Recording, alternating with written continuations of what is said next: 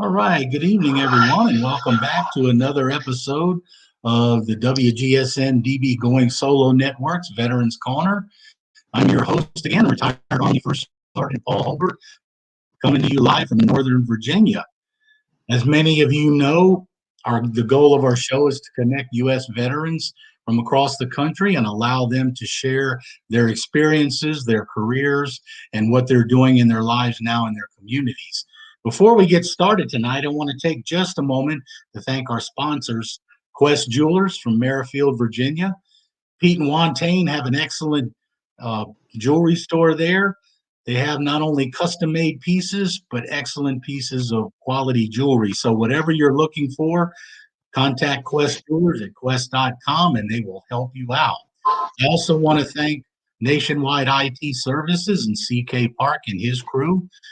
Nationwide IT is a service disabled veteran owned small business who provides not only IT training, general management, strategic planning support, but whatever you need for your business, CK and his crew can do it. So I want to thank both of these companies for sponsoring our show. So let's meet tonight. Yeah. Tonight we have retired Air Force Senior Master Sergeant William Gross. Bill is retired, I think, living up in the Northern Virginia area, and he loves to spend time with his family, but it's not always been an easy journey. And I don't want to get too much into his bio tonight because I actually want to talk a little bit with Bill about some of the things that he's done and some of the things that kind of led him to where he's at. So, Bill, first of all, welcome to the show and thank you for being on. Thank you, Paul, for inviting me. I appreciate it. No, it's great, to have veterans like yourself on because that's what our show is about, and I appreciate you taking the time to come on. Now, I think it was a little interesting in how your story started because when I was, looking at your bio and talking to you a little bit, you seem to be very, very heavy on, how can I say, you were adamant and dedicated to starting your career, getting an education, and you were inspired by a visit to the Tuskegee Institute, I think. Can you tell us a little? Yeah, tell us a little bit about that. Yes, when I was in junior high school,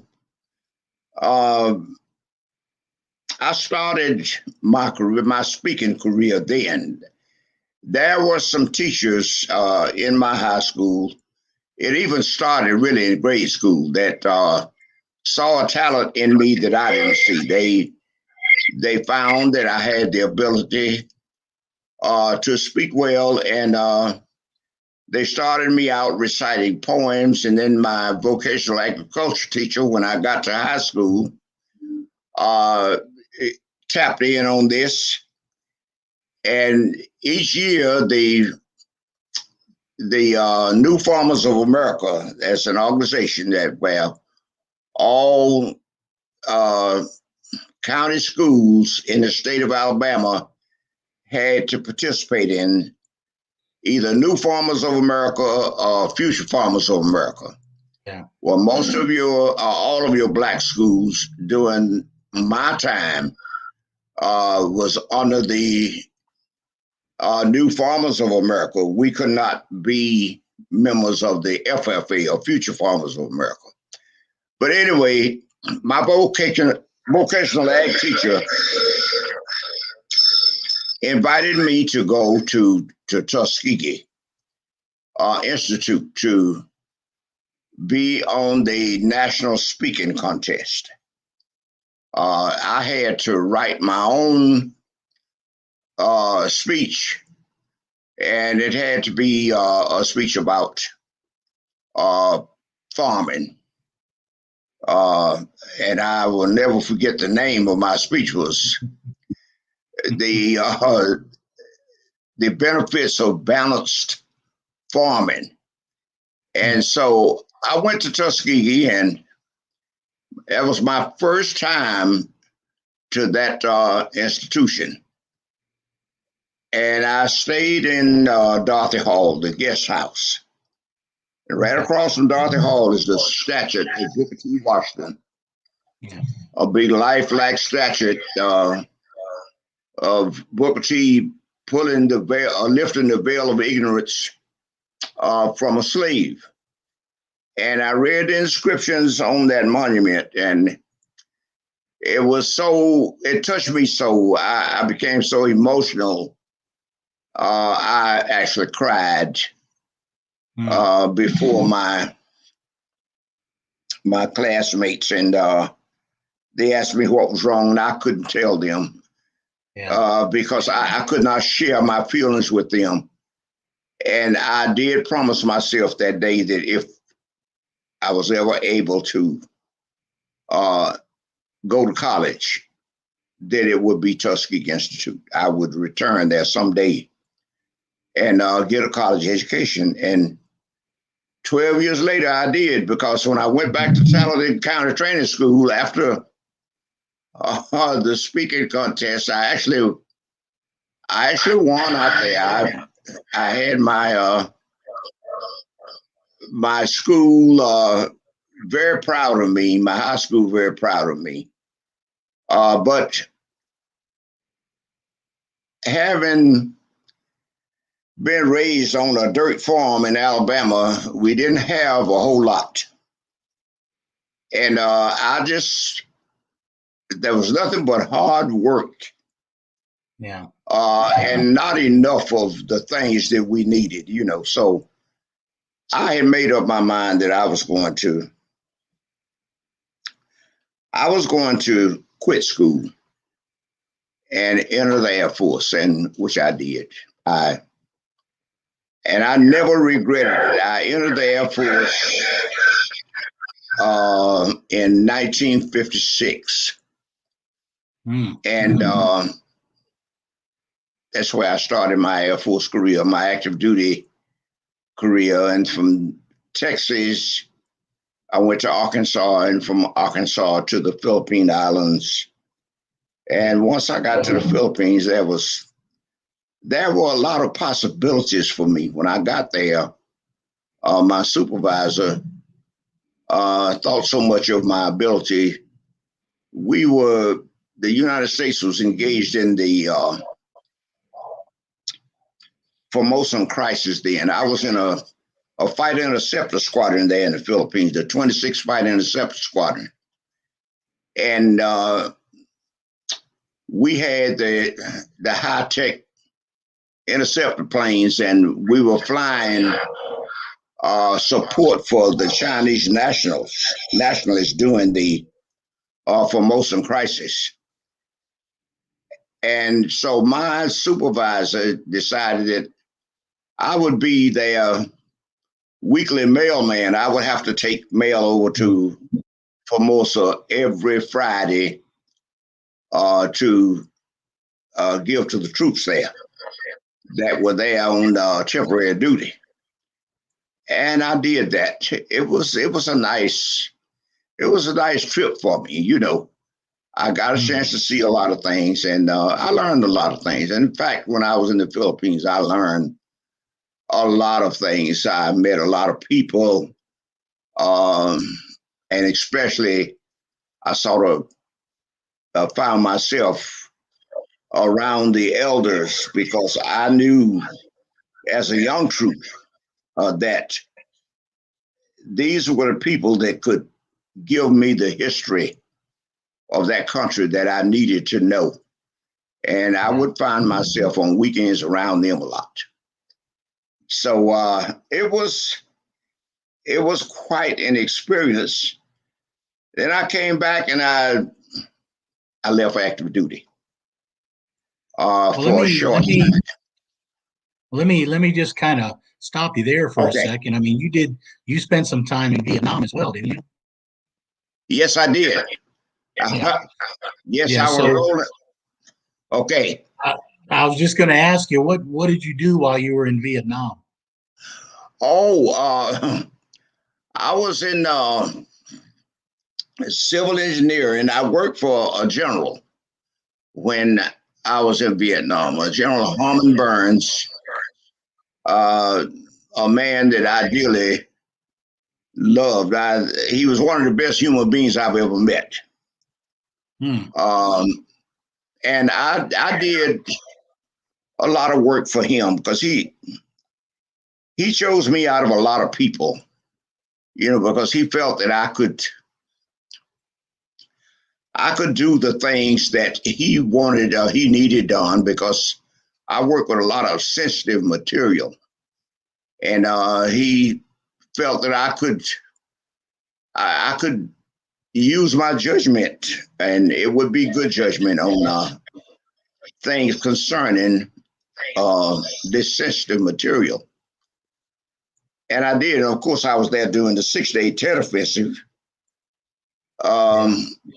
which I'm so grateful that I'm here, because for a while I thought I wasn't going to make it back. But You said 68? That's right, You said 67, 68. That's right. I was right in the heat of it. Yeah. But I thank God that he brought me back unharmed. He kept me from all hurt, harm, and danger. Yeah, I mean, it's a good feeling, to know you've been able to come back, and I'm sure, have a full life like you have. And so when you got back from Vietnam, yeah, I know you went back to school. So did you get married before you went back to school, or was that after? Yes, I did. I got married while I was stationed in D.C. I was stationed at Howard University, and that was before my trip to Vietnam.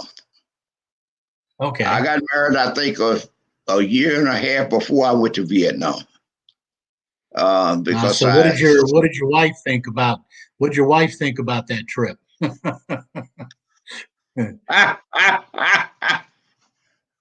What about Vietnam? Yeah. Well, my wife, she didn't want me to go, but she was very, very supportive of me. In fact, I think of all of the things that the care packages that my wife and my mother-in-law sent to me while I was there. I still like them. I try to find one every now and then, a lemon pound cake.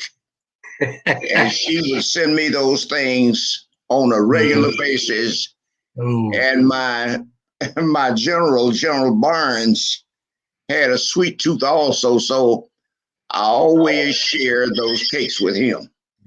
And he's since deceased, but I really had a very strong feeling for that man. He was a father figure to me.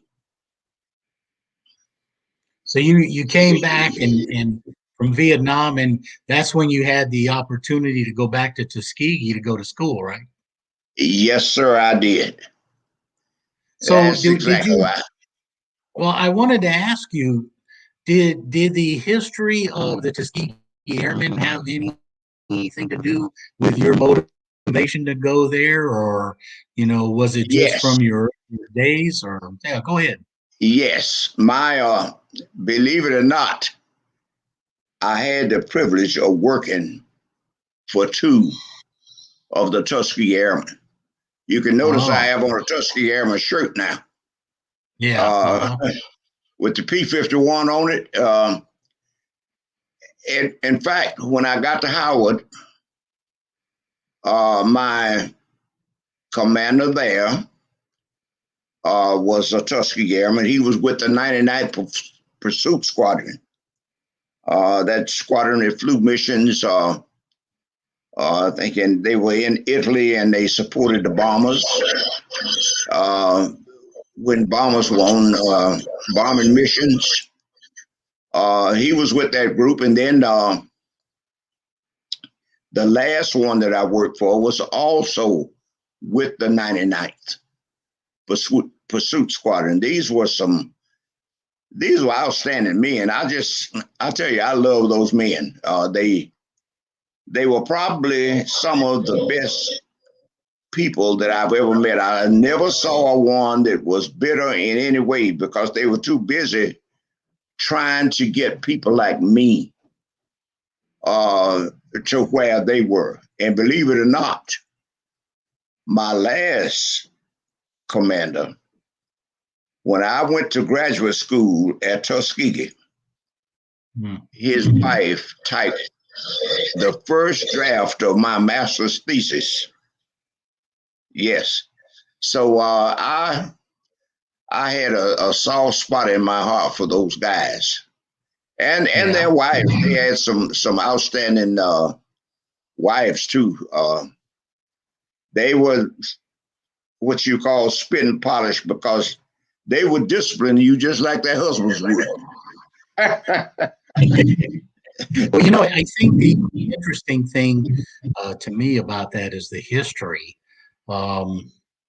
just the history that goes with that group of men there. I mean, you know, it was an incredible thing that they did, you know, going through what they did and dealing with the things they had to deal with, all still with the goal in mind of serving the country.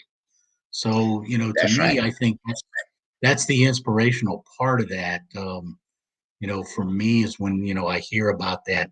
And of course, what I've read about it and what I know is just the Yes. dedication those guys had to serve in the country. Yes. Yeah, I had a So great love for those guys. so And you had a chance. I'm still very strong in that organization, supporting the Tuskegee Airmen Foundation, the museum. They are at Tuskegee now. And I will always be as long as I live, you know, because they meant a lot to me. They inspired me. They basically one of the catalysts that put me where I am now. And they never really left me alone, and I never left them alone. In fact, one of the Tuskegee Airmen, he wasn't my commander, but he was our first Black 4-star general, General Daniel Chappie James, the famous fighter pilot.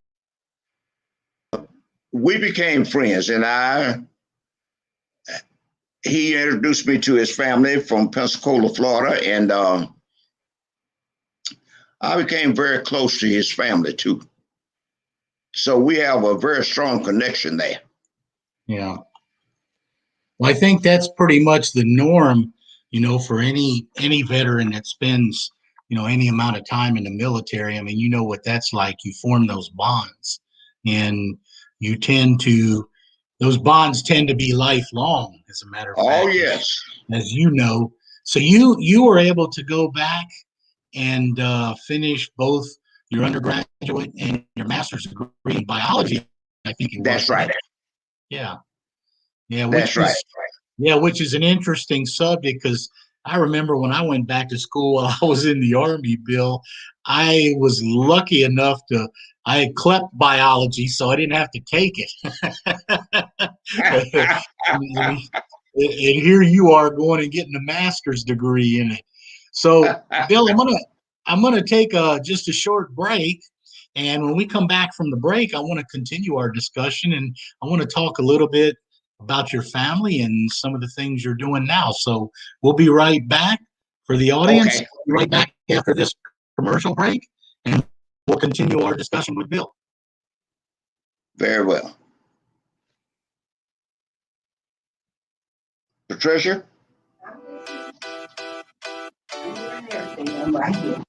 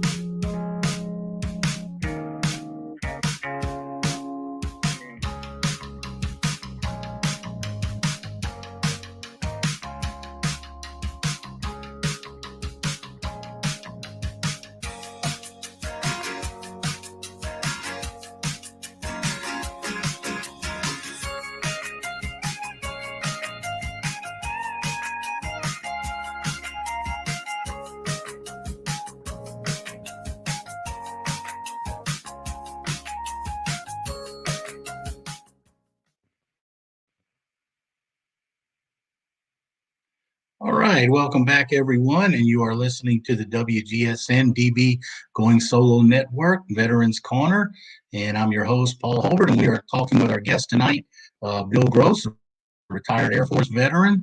And Bill, I want to kind of continue our discussion a little bit here because I know, as you mentioned earlier, you got married before you went to Vietnam, and it seems like you've got a lot of fans watching the show tonight, which is great. So tell us just a little bit about your family, because I know you like to do a lot with your family. So tell us just a little bit about your family. Yes, I have. My lovely wife, she didn't come around so you could see her, but and my daughter, Kim, who is a very smart girl. Well, both my kids are smart. I like both of them. I like being around You them. like both of them, huh? Yes, and I talk with both of them every day. I've been doing that practically ever since they were kids.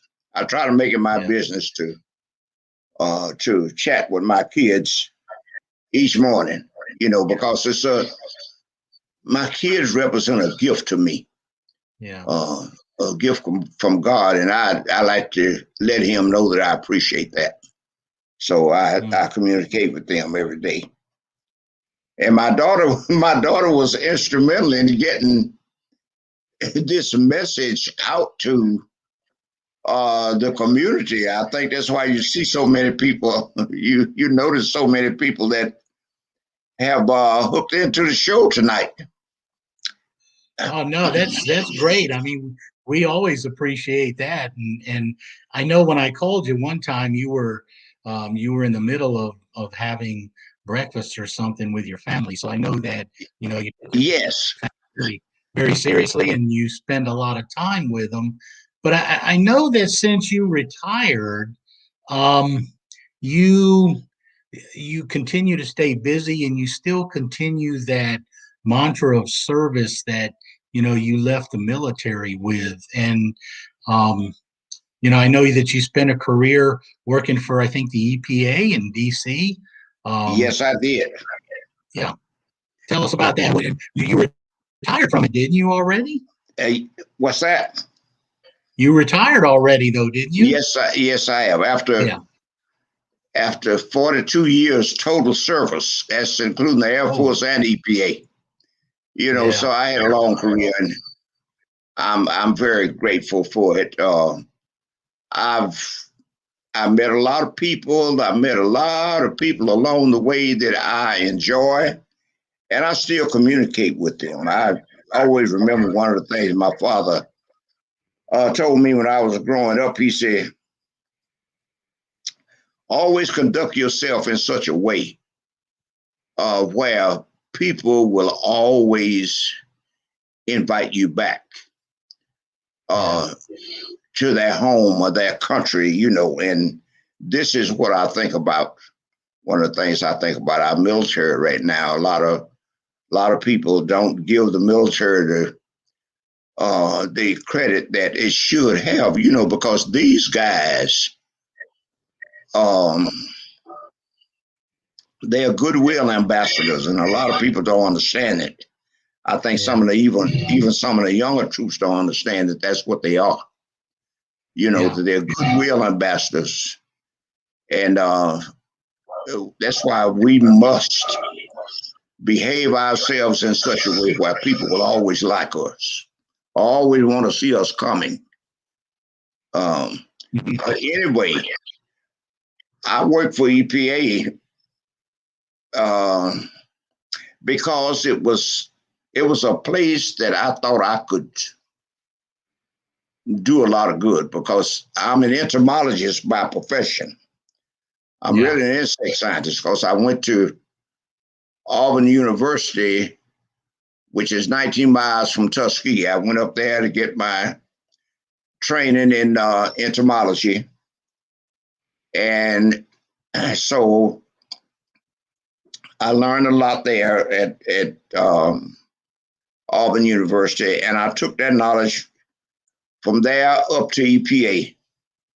Yeah. And I worked in the benefits and economic analysis division while I was with EPA. So basically what I did was evaluated the benefits of insecticides for growers. That's like peach, apple, Yeah. row crop farmers, corn, cotton, soybeans. So it was really a joy to be of great service to the agricultural community, because I know that's a place that we've got to have that community, and it has to be as strong as we possibly can make it. And Well, you so know, I that's worked. oh, go ahead, What's Bill. that? I said, go ahead. Finish your Yeah, thought. I worked for EPA for up until 2008. I retired in 2008. Okay. And I just really enjoyed myself. I didn't want to retire, but then I did want to retire because I knew it was time. But Yeah. I stayed in touch with uh, most of the people that I worked with. In fact, I probably got a list. You probably never find another retiree like me. And I keep a list of the people that I've worked with, and I care about the people. I really care about the people that I work with and work for. You know, Well, you know, all those years of, not only through the military but through civil service, you spent a life pretty much working in some shape or form, for the country. And you retired, but I know that you still stay pretty busy, because I know you do coaching. You're involved in your church, so you still keep yes, still keep a pretty busy schedule, right? that's right. That's right. I can't sit down. And of course, I do have a garden, and of course, I wrote my memoirs, um, and it's published, which we talked about. Um, and I've been busy talking with people about that, and seeing to it that it gets into the hands of people who want to read it. Because I did when I was writing this book, I said a prayer, and I always like to tell people this because I really and truly mean this. I said a prayer and I asked God to bless this book and to bless it Yeah. in such a way where that his blessings would be poured out on every person on this globe that wanted to read this book. And after having read it, that it would make their lives better than they would have been had they not read it. And I think that I think my prayer is being answered, because I see so many people buying this book. And that's just a joy. It makes my heart leap within me to know that people really care to read about me. And I guess I'm not joking when I tell people this, that I always tell people it's not good enough for you to know my name and how I look. But once you read my book, you can truly say you know me, because you know who and what made me who I am. Yeah. So I wanted to ask you, um, was your original intent for writing that kind of to leave your story and your legacy for your family and friends, or is that kind of how it got started? No, Paul, I have to tell you this. I needed a healing. Mm. This is how this book got started. See, I've had some rough spots in my life. Yeah. And if you read this book, you'll find out. But the thing I like about it, I always give God the glory because he allowed me to flip these rough spots and make them smooth. So it allowed me to get through this. But the Vietnam tour, I needed to heal from that. Yeah. And my wife knew it and my daughter knew it. And my daughter pushed me. Mm. And she kept pushing me to write this book. And then I decided, well, I better go and do it. And so my daughter introduced me to a very nice lady. And I'm sure she's listening right now and looking at us. Miss T.A. Simmons, whose name is on my book, William Gross with T.A. Simmons. Okay. My Uncertain Journey. This lady is if it had not been for her, I wouldn't have this book. This book wouldn't be in the quality that it's in right now. And I thank her so much. She has such a beautiful family. And I thank all of the people who have helped me. And if you ever decide you want to purchase my book and read it, you'll see my dedications in there and how I feel about people. I just I feel that I owe the glory to God. Let him know how much I love him, and not only him, but the people that he put around me, because he is.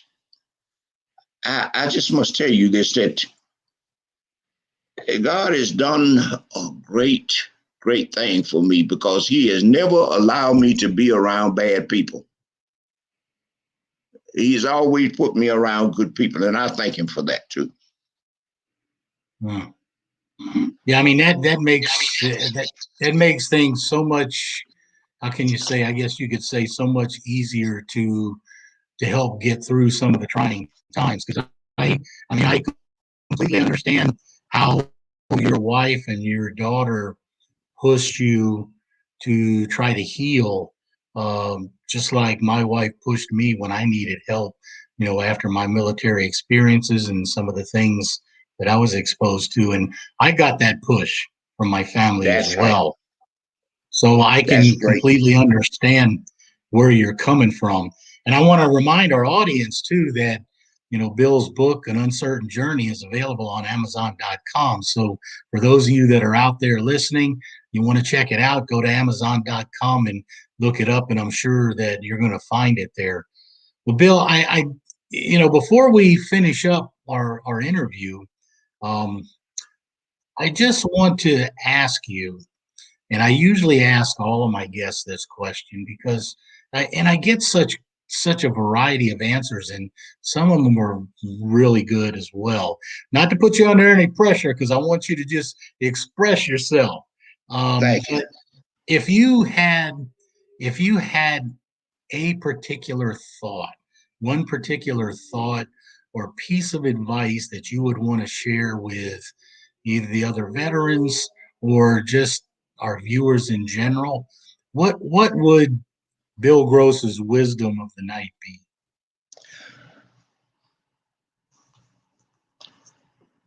Well, I I think about my fellow veterans all the time. I think about my fellow veterans daily. The ones that I serve with, and the ones that are coming on behind me. I sort of touched on this a little, but I would say to them, in all sincerity, keep standing tall. keep standing and serving your country the way you should. You're serving not only your country, but you're serving the world. The world is proud of you. You know, you can go throughout this world and you can look at, you go through cemeteries and you see a Bible verse inscribed on tombstones. Yeah. Greater love hath no man than that he lay down his life for his friend. Now, I think we sort of chopped that off a little bit, the meaning of it. You know, it doesn't just mean that you had to throw your life or yourself on a bomb or grenade to keep your buddies from getting snuffed out. But it means that you laid down a committed life for your friends. You laid down a committed life for the people that you served. Yeah. Not only Americans, but people in the world, because you're serving people in the world. And some of them might not like you. They might not like that uniform. But when they're in trouble, they like to see you coming. Oh yeah, there's no doubt about that. Yeah, I have to tell you, Bill, thank you for that, because that's a very profound thought. You're right. One of the things as well, in the military, they teach us that we are responsible to look out for one another and take care of each other in any situation. So I want to thank you for that thought, because I think you're right. That's a thought that's often missed. So, thank you for that. Thank you. And I want to just thank you also, Bill, for taking the time to come on the show and share your story with us, because talking with you, you seem like such a genuine, down-to-earth guy. And to know your history and what you've been through and what you've accomplished, I think really bodes well for who you are at this point in your life. So I just want to say thank you for taking the time to come on the show and talking with us and with me and our audience. And I will probably take a look at your book, because it does sound very interesting. So thank you for coming on, Bill. And I hope to be talking to you again soon. Well, thank you, Paul. I thank you for giving me that opportunity. I enjoyed it. Well, it's been a pleasure. And for those of you veterans out there who are watching the show, we want to remind you that there are a lot of people out there, like Bill was talking about, to some of our veterans and veteran friends. Don't forget, there's a lot of veterans out there who are homeless right now. So those of you who may need some help, or those of you that know someone that needs some help, you can see the information on the screen. 1-877-48-VET. It's an 877 toll-free number, the call center to help veterans who are homeless and in need of a place to stay, or just in need of help. So please keep that in mind. If you know a veteran that's in need of help, please try and reach out to them and help them get what they need. So thank you for listening to our show tonight. Again, I want to thank our guest, Bill Gross, for coming on. It was a wonderful conversation. And as you know, again, we strive to connect our veterans with the audience across the nation. And Bill had a wonderful story to share with us. So for you veterans out there, I want to take the time again to thank you for your service as well. We hope that you are living the best life that you can, following your military service, just like we heard from Bill tonight. So I'm your host, retired Army First Sergeant Paul Holbert, and you've been listening to the WGSN-DB Going Solo Network Veterans Corner. And I want to thank you for watching the show tonight, and I hope to see you 2 weeks from tonight on our next show. So thank you very much, everyone, and we'll see you next time. Thank you.